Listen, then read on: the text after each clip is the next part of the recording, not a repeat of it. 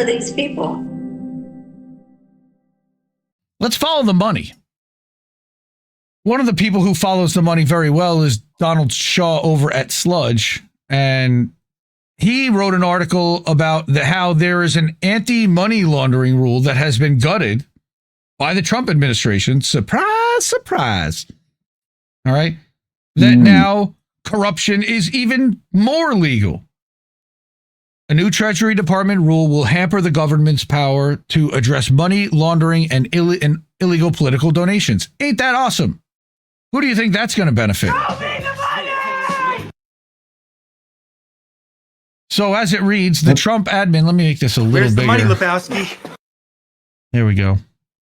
The Trump admin has gutted a key anti-corruption tool meant to combat illicit finance through opaque shell companies. The rollback protects donors who use shell companies to conceal their identities to make illegal political contributions. Poor people do that all the time, let me tell you. Last Friday, the Financial Crimes Enforcement Network, or FinCEN, which is a Treasury Department office, issued an interim final rule scaling back the Corporate Transparency Act. Why would they do that? A 2021 law designed to force companies to report the people behind them, also known as their beneficial owners, to the government. So under the rollback, only foreign companies doing business in the U.S. will have to comply, while, of course, domestic companies will get a free pass. Now, what's funny is that this was put in 2021 law, so that was passed under Biden. So that's interesting. Under a somewhat split Congress, but I think it was somewhat slightly Democratic leaning. Passed on a bipartisan basis, like they said, as part of the 2021 National Defense Authorization Act. The CTA was an attempt to pierce the veil of secrecy that surrounds shell companies like LLCs that exist only on paper in order to obscure the flow of funds, like literally money laundering. The law took effect last year. That forced companies to report their owners' personal information, but a federal court in Texas issued a nationwide injunction in December that halted its enforcement in compliance states. How convenient. Now, the Trump administration has finished the job by effectively gutting it. The Treasury Department is claiming that the move was necessary to protect small businesses from having to comply with burdensome reporting requirements. Well, first of all, you could have added an amendment to say that companies that had more than 500 employees, for example, were only eligible for this law. You could easily have exempted the small business by putting a minimum number, a minimum number of employee requirement. Without ownership minimum, data, maximum, right? Macro, The macro and the micro, and don't. The money is there. Without ownership data, law enforcement can't spot if an unknown LLC dropping millions into a super PAC is legit, or a straw donor masking banned contributors like foreign firms or government contractors. But the law enforcement hasn't been looking into that. It's basically been independent journalists looking for corruption and quote unquote conspiracy theorists, right? For campaign finance watchdogs, like I just said, the impact of the rule is clear. The Shell LLC to Super PAC pipeline will stay wide open, shielding anonymous donors and illicit cash from scrutiny. And again, poor people don't do this shit. Super PAC pipeline 5 times fast. I can, but you don't want to hear that because my microphone might get wet. Super PAC pipeline. Super PAC pipeline. Wow. Super PAC pipeline. Wow. There you go. The Trump admins. Okay. So somebody from the Campaign Legal Center's director for federal campaign finance reform says that the Trump administration's blatantly pro-corruption decision to stop enforcing the Corporate Transparency Act beneficial ownership reporting requirements fits into a larger pattern of undermining the rule of law. Okay, give me a little TDS with my article. Thanks, Donnie. Yeah.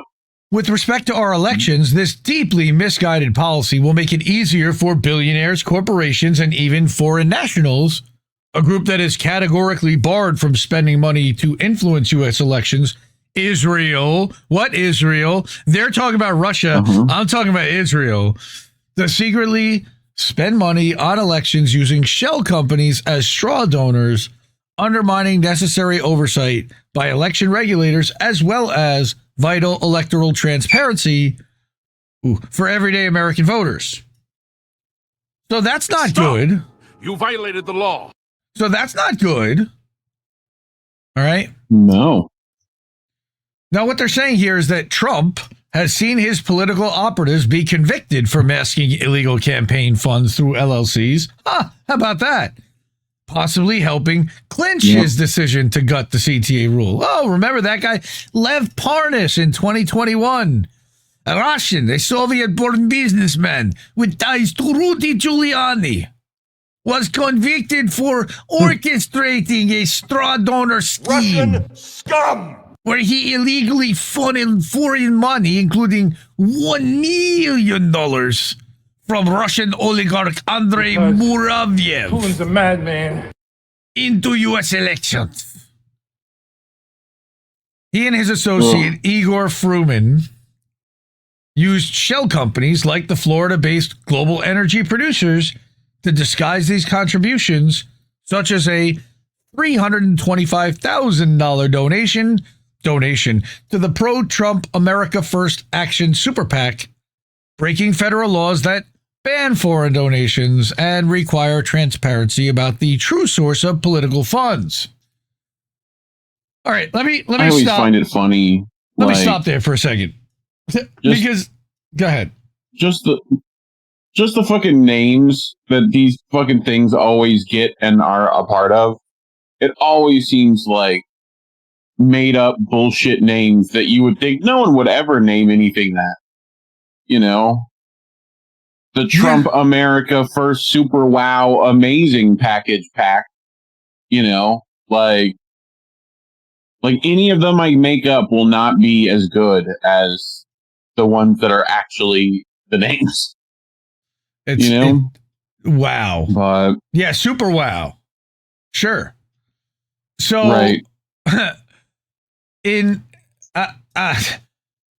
I can't even. So basically what's happening here is they put in a law so that LLCs could not hide foreign money and foreign donors, but also domestic donors, so that you couldn't have a shell company to hide a Peter Thiel donation or a Reid Hoffman donation. Remember, the Uniparty operates on both sides, okay? PayPal Mafia, Elon Musk donations, they can mask all of this stuff through LLCs now, that the LLCs, and then on the FEC report and on the Open Secrets report, the LLC is innocuous. And a lot of times, they don't even have to disclose who owns that LLC, and then that LLC donates to that LLC, and that LLC supports that LLC, and all those LLCs, guess what? They all donate to the same candidate. Your friend tells two friends, and their friends tell two friends, and guess what money laundering is? Yeah. Yeah. So getting back to this. Money laundering? Because that's what What's this that thing that got posted the other day about if the I in APAC was Italy, they'd RICO act it? That's a Sopranos meme. Did they have Tony Soprano thing? Yeah. Right? Yes. Yep. In a 22, just to finish this out, in a 2022 regulatory comment submitted to FinCEN, CLC wrote that more than $36 million was funneled from LLCs to super PACs just during the 2020 election cycle. In the most recent election, Trump continued to benefit from millions flowing into his super PACs from shadowy LLCs, such as the million that was given to MAGA Inc. in October from the Delaware-based NXUM Group, an LLC that masks its ownership through the registered agent service company Capital Services. That's a C away from being a bad Group? name. Well, that's the NXIVM Group. Whatever. All right. Wasn't there like some kind of child trafficking NXIVM ring that people went to jail for I don't know recently? If that's the same one. But the corruption doesn't stop But there. That's Nixum. Nixum? Nijum. Subscribe to Sludge, $5 a month. Good publication.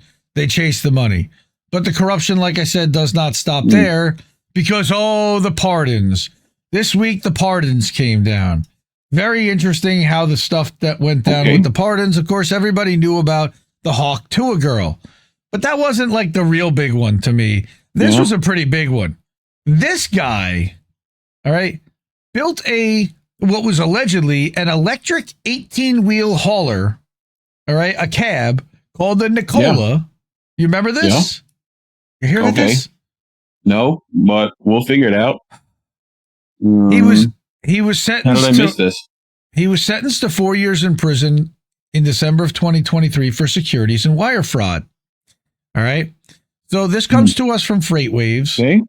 The Nikola Corp saga took a new turn Thursday night when Trevor Milton, who is the founder and former executive chairman and CEO, was issued a full and unconditional pardon by President Donald Trump. So Milton, CEO of Nikola. Funny enough. Nikola, like Nikola Tesla. No, Nikola. Nikola. Yeah, Nikola Tesla. Nikola. Oh, we need a Ricola button on there. Yeah. Now, Milton should be Nikola Tesla. That's every time I've heard it on the History Channel. Okay, so Nikola was founded in 2014 and later a SPAC backed initial public offering back in June of 2020. It was already 6 years from the time he had founded the company before he took it public. The electric truck maker was once valued at $30 billion and had a multi-billion-dollar contract in place with GM. Yeah. I mean, this was a serious thing. However, Nikola and Milton's fortunes reversed following fraud allegations. Now, it's interesting. Do you remember the company Hindenburg Research? I believe they put out a thing about some other company, and it basically not a smart name for a company. Well, no, because it tanked the value of a company. It's a short seller. All right. So allegations of fraud, which were proven to be true, because they said that the accounting firm was double dipping or doing something wrong, and they were like, "We're short selling this." Convicted in a so he got convicted, right? Sentenced to 4 years, but was appealing it and out on pending appeal, right? With a no surrender date, so he was just free on bail. So as long as they held his money, he could stay out free. In a post on Twitter, Milton said that Trump personally called him to inform him of the pardon, which is a little weird, like a corporate criminal. He said, "This pardon is not just about me. It's about every American who's been railroaded by the government. And unfortunately, that's a lot of people." No, you defrauded a ton of investors and stole their fucking money, bro. And everybody knows it. Yeah. It's no wonder why trust and confidence. Stop being discriminatory against billionaires. How dare you? They're people too. It wasn't just billionaires that invested in this thing. God. All right. Here's the missing important context. Trevor Milton was convicted by a jury of his peers for securities and wire fraud. He and his wife donated over $1.8 million to Trump's re-election campaign. Looks to me like he bought himself a pardon, but correct. I don't know. Pretty cheaply, I might add, too.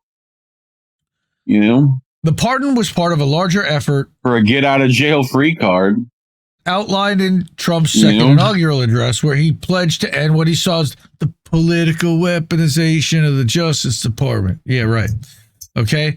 Southern District of New York and its high conviction rate were cited as additional reasons, with 94.3% of cases tried in court resulting in guilty pleas, only 5% going to trial, just about 6%, according to 2023 data. So they settle a lot of stuff, and anything that tried in court, basically, if you end up in court, you're going to lose. So you better settle, is the message. The release adds that the striking similarities between Milton's case and those who were brought against Trump highlight systemic issues within the justice system. Now, somewhere there was a video, and I thought it was in here. It's not. And it was of the truck. They had a video of it like rolling, but it was camera work, and they had a chassis literally rolling downhill, made to and passed it off as a prototype electric truck that was working out of the factory, and give us money because we're going to make this electric truck and produce it. Holy shit. Yeah. Straight up pay for play. Like, all right. American bullshit. As somebody mentioned, the Kit covered this with CoffeeZilla, who also did a thing about it. Convicted fraudster Trevor Milton gets pardoned. Absolutely insane. Actually speechless. The golden age of the grift. Right? So the pardon came 2 weeks after the federal prosecutors urged district court judge to order Milton to pay restitution of $680 million to Nikola shareholders and another $15.2 million to a victim of wire fraud. Because of this, Ramos could not offer any restitution of any kind. He walks away cash free. Cash free? Nice. All right. An indictment against him said some Where's investors that money at now, I wonder? Were defrauded by his scheme, suffered tens and even hundreds of thousands of dollars in losses, including some cases the loss of their retirement savings or funds they had borrowed to invest in the trucking company. Yep. 900. Like, he got away with potentially having a Alex Jones type of judgment rendered against him. And somebody went to Trump and said, you can't do that. Also, this guy just gave you a bunch of money. It also has like smells of like what is it? Not RTX. What is it? FTX scandal? Like Sam Bankman-Fried stuff? Yeah. Correct. Where it's like every right winger for months were complaining about that guy because it's Democratic Ukraine money laundering. You know? And put his head on a spike. Meanwhile, you know, their money laundering schemes. Like, wait. Don't get the attention. Stop. He was also literally represented by Pam Bondi's brother. Nice. Stop. Nice. Nothing on out of place there. No potential corruption. Don't worry. No. What the fuck is going on? All right. Not a corruption, yes. Very much on the up and up. Very, very much so. All right. And finally, seems fine. Well, we got two other things. Here we go. This one nobody's really heard about. This is our friend Michel the Cryptodamus. He's brilliant. They're brilliant. I love them. Follow them on Substack if you're not already. Coming to a Substack near you. Shared this. To a Substack newsletter near you. Shared. I don't follow AP News ever. They're the biggest disseminators of misinformation. So I'm sure half of what they said is lying and spin and you know, playing games for somebody. However, Trump commutes the sentence again of another mogul, Aussie Media co-founder Carlos Watson, in another financial conspiracy case. The guy was about to serve 10 years for blatant fraud. So all the fraudsters are basically off the hook. All right. Here we go. You know, and again, this leads to this Aussie Media and Ozfest was something that they put on every year. And I was wondering, like, it popped up in the New York City area and had a lot of big bands and was obviously paying a bunch of money. All right. Oh, look at this. This guy also was running BitMEX, BitConnect. Right? Nice. So that's unreal. More people. But so this guy, Watson, Carlos Watson, was convicted last year in a closely watched case that showcased the implosion of an ambitious startup company at the time of turmoil in the media industry. He had been ordered to surrender to prison. right? Watson thanked the president, of course. Great. Thanks a lot. Right? Trump has aggressively used his presidential power again. So it's just TDS throughout the entire... I can't even read a sentence here without nope, not going to read that. Total bias in there. Watson's commutation was among another string of acts of clemency revealed by the White House Friday. All right. So that I would read because that's actual facts. Everything else in here is Trump has aggressively used his presidential power. No, he's used his power, aggressively or not. Their adjectives and their inflections here is absolute garbage. So welcome to the Associated Press. Now, this morning, our friend the Dissident laid out a very thorough article about everything, how the Trump administration has already, I wish I had my library of fell for it again memes ready. Okay, but how the Trump administration sold out everything they claimed to stand for. And after calling for no new wars and free speech, the Trump administration is dropping bombs while destroying free speech domestically. Yeah. Oh yeah, and getting MAGA to turn around and cheer them on for destroying free speech. Cool.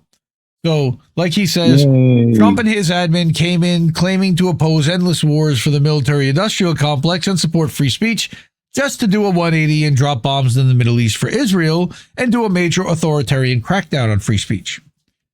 In this article, I'll explain how the Trump admin abandoned almost everything they claimed to believe in.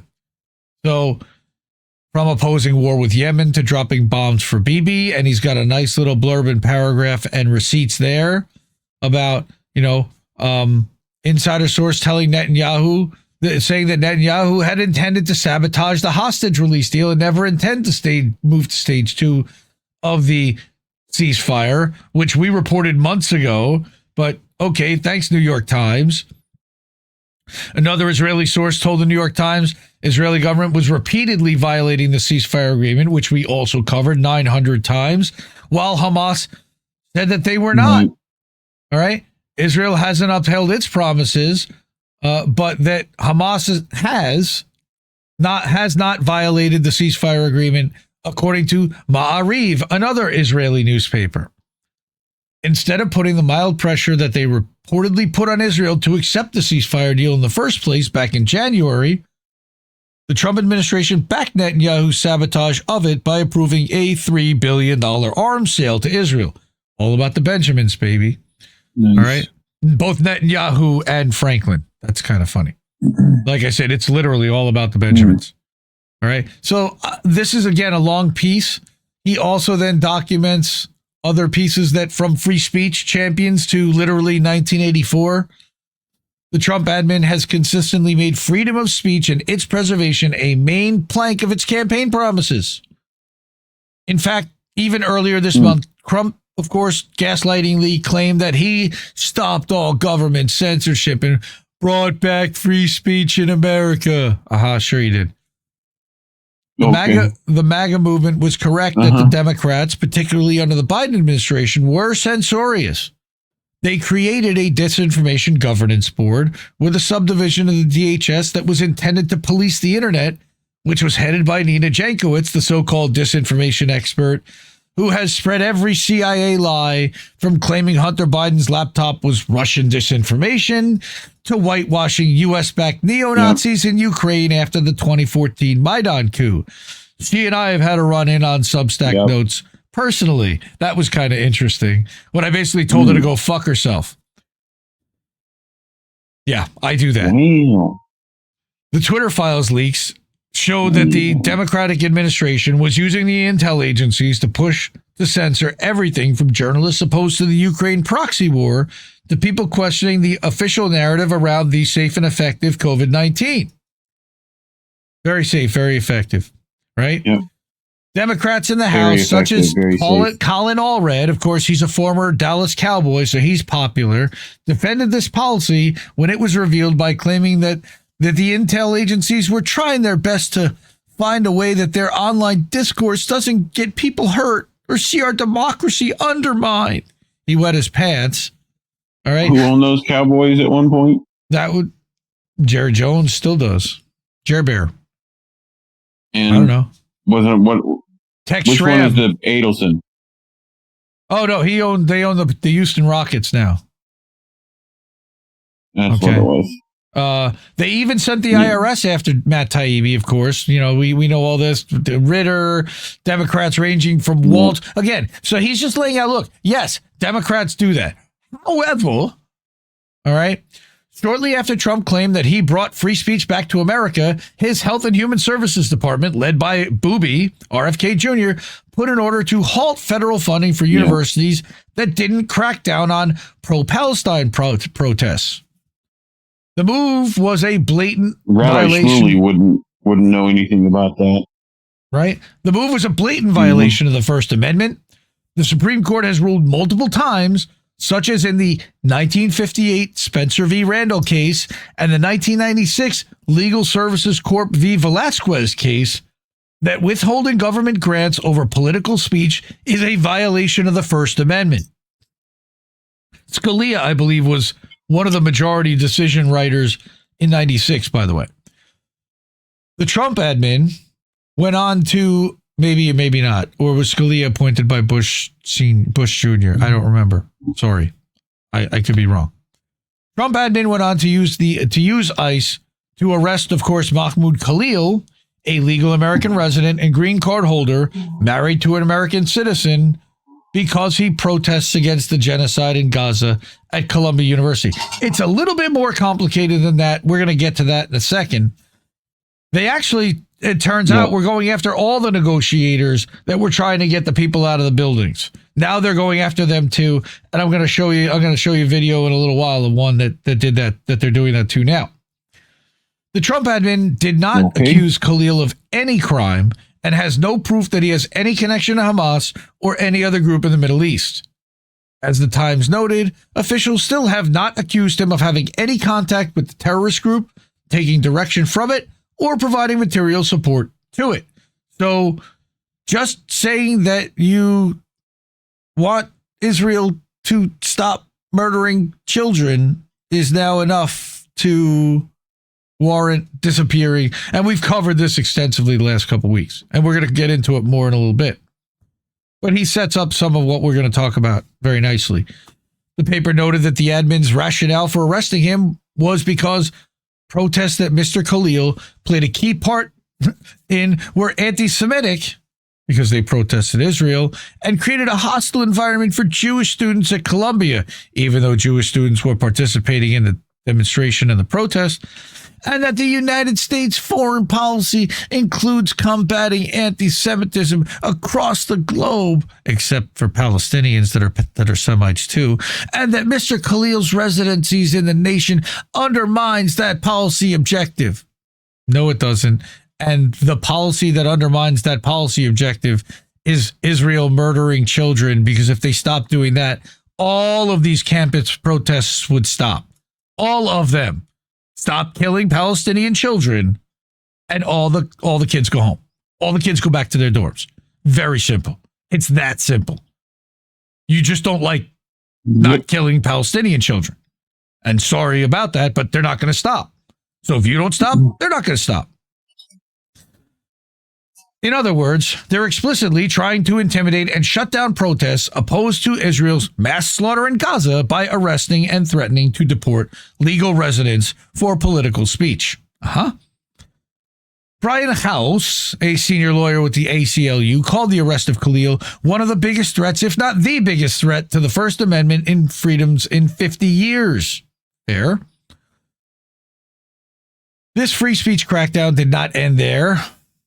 Recently, the Trump admin, and we're going to show this video, is arrested and is planning to deport Rumeysha Öztürk, a Turkish student at Boston's Tufts University, because she wrote an op-ed for the school's newspaper, the Tufts Daily, where she called for the school to divest from Israel and acknowledge the Palestinian genocide. That's minimal. That's not even like inflammatory rhetoric. The fact that the Trump admin is willing to arrest and deport and disappear legal foreign students for something as simple as writing an op-ed in the school's newspaper shows that they're truly attempting to stamp out any opposition to Israel's genocide in Gaza on college campuses. Haha, go figure.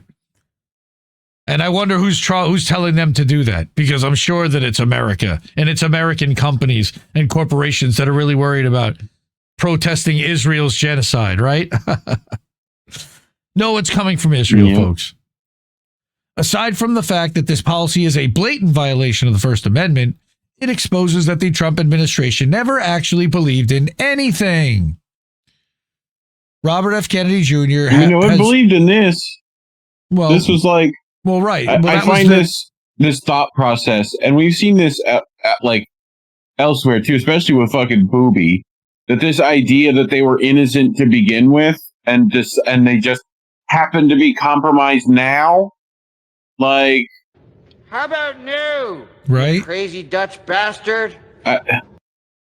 No, they're fucking Kennedys. They're elites. They've been on this fucking train since the train got fucking wheels on it. All right? Like, what are we doing? Kennedy fucking stupid. Has often championed himself. Nothing bad ever happens to the Kennedys.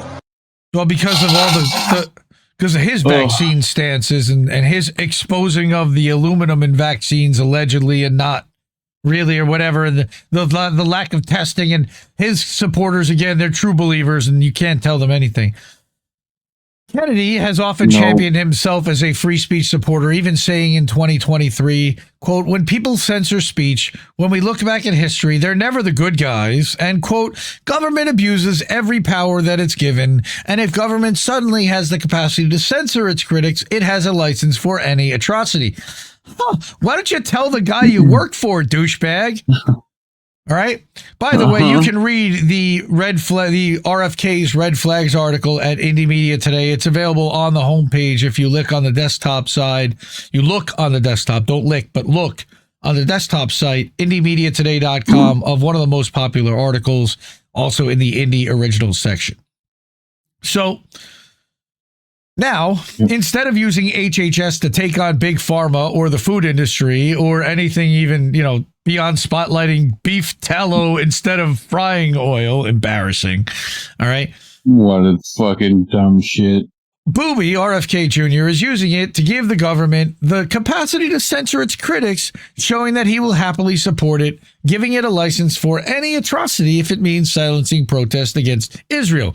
They may not have any compromising material against him at all or anything. Shmuley Boteach is not his handler for the Adelson family or anything whatsoever by any means or any stretch. No way, no shape or form. That is not the case. That is complete fake news and misinformation. I'll tell you right now. All right. Yeah. Recently, RFK tweeted support for this censorship policy, writing, President Trump has ordered his cabinet to use every constitutional tool to uproot this divisive weed. Referring to opposition to Israel. He's literally calling Palestinian people and people who support Palestinian people weed. A weed. Not the one that you smoke and not the good ones either. That was almost son of a bitch. This again showed that he never actually believed in free speech, but instead pretended to be a defender of the First Amendment only when it was views that he agreed with that were being censored. Another blatant hypocrite, of course, is J.D. Vance, and we're about to get to Mr. Signal leaking dumbass J.D. Vance. Guyliner, that's right. Not long ago, Vance gave a warning speech to the European Union where he said, quote, under Donald Trump's dumbass leadership, we may disagree with your dumbass views, but we will fight to defend your right to offer it in the public square, agree or disagree, except that's not really true. He used this to point out that in Britain and across Europe, free speech, I fear, is in retreat, and it certainly has been, and we've documented that on the show over the last couple of years. Vance has used this opportunity to contrast the American view of free speech versus the European view of free speech, bringing up legitimate issues such as the recent judicial coup in Romania and later the bogus lawfare campaign against playwright and Indie Media Award honoree C.J. Hopkins in Germany for his opposition to the COVID-19 policy. Okay, and for the book cover specifically, that had a very faint impression of a swastika on a COVID mask, on a surgical mask, indicating that they were using Nazi-esque policies to enforce under the COVID enforcement, to enforce COVID rules and laws. Yeah. Vance now, however, is copying a European lawfare campaign against pro-Palestine speech, which he claimed to be above and opposed to, except his handlers then told him that he was no longer above or opposed to them. So everything is vanilla and fluid anyway. In Vance's recent speech, well, in the one in Europe, he cited examples such as Britain addressing anti-abortion activist named Adam Smith Connor, but glossed over one of the most dangerous lawfare campaigns against speech in Europe. Go figure. Vance didn't mention what happened to Richard Medhurst, who's been faced terrorism, quote-unquote, charges in Britain and Austria for his reporting and commentary on Palestine. Although there's been no hearing, there's been an investigation where he's been muzzled and they took his equipment. Allegedly, we haven't really heard that reported in too many places. Nor did Vance mention that pro-Palestine activists in Britain, such as Asa Winstanley, Sarah Wilkinson, and Richard Bernard, have also been targeted by British authorities for posting content online critical of Israel. We have here on this show... Wake up, asshole! Vance also glossed over the fact that Switzerland arrested journalist Ali Abu Nima, an American citizen, to prevent him from giving a speech on Palestine, or that Germany threatened him with arrest to prevent him from attending a conference in the country on Palestine. Both of which we covered on this show. I'm seeing a recurring theme here. Subscribe to the Dissident, the 307.substack.com. He covers the same stuff we do. How long before they start burning books? They've already done that. Yeah. Far from sticking to his stated principle that we may disagree with your views, but we will defend your right to offer it, unless it was Palestine and free Israel. Speech of ideas. J.D. Vance's admin is now copying the European lawfare campaign against Palestinian speech through their arrest and planned deportation of legal residents like Mahmoud Khalil and Rumesia Ozturk for their opposition to Israeli war crimes. And that's just the least of it. Let alone the lawfare campaign that they're executing. Go ahead. Shout out to the groups of libertarians who agree with us on this and are actually consistent in their, approval of free speech here, regardless of what people say. Look, we aligned with them on free speech when it came to Assange. We want to see that. Yes, look, we were consistent with the January 6ers. We are consistent across the board. All right. If you did not do anything to violate the law, there are laws and things in place that can catch exactly what you did. But using harassment or using going over and above to prosecute and persecute people.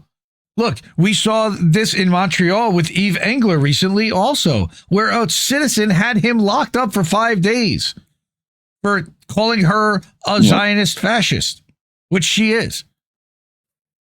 So he says, it still shocks me how partisan hacks in American politics don't actually believe in anything as principle. Remember, he's from Toronto. He's Canadian.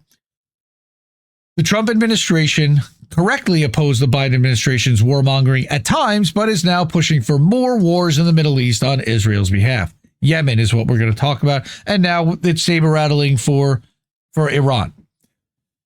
They pretended to oppose the Democrat censorship policy, but are now pushing the same thing under the guise of combating quote-unquote anti-Semitism. There's the Stop Anti-Semitism Act as well.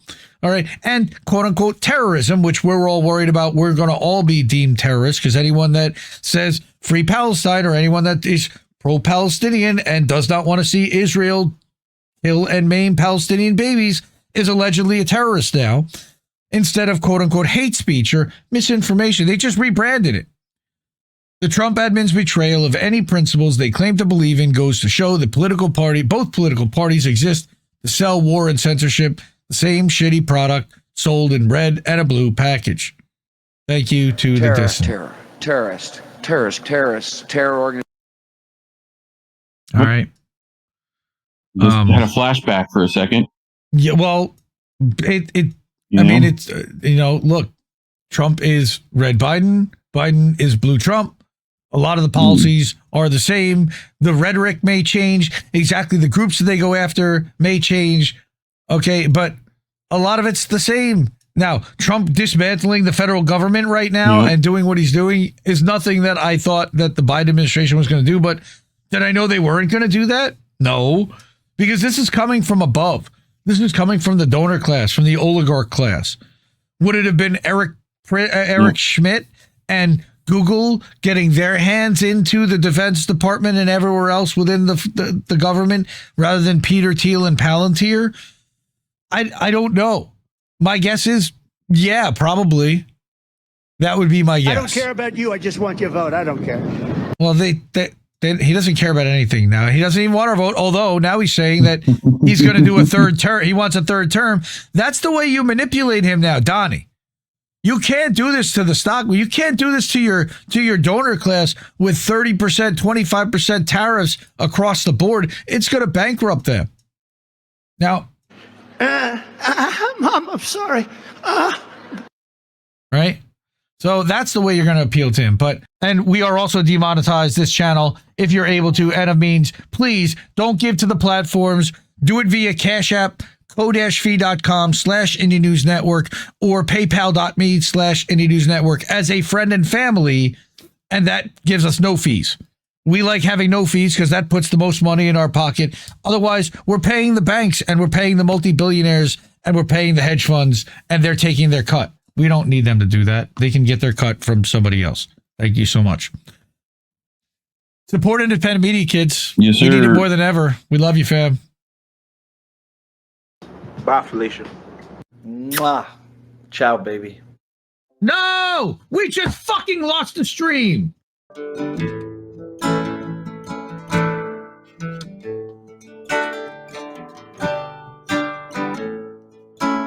Can keep giving us nothing and think we're bluffing about coming for your heads. Why play civil if you won't listen to 50,000 dead? And now we know our mission, we form a militia, make Congress a prison. No, why play civil when all these dead won't make you listen? What's more American than slaying your oppressors? What's more American than liberty or death first? God, I thought we were founded on abolishing the tyranny of those who would starve a village all to live empirically. And I regret that I have only one life to give for my cause now that I can see the cause so clearly. See, I want our leaders, regardless of party, to fear me.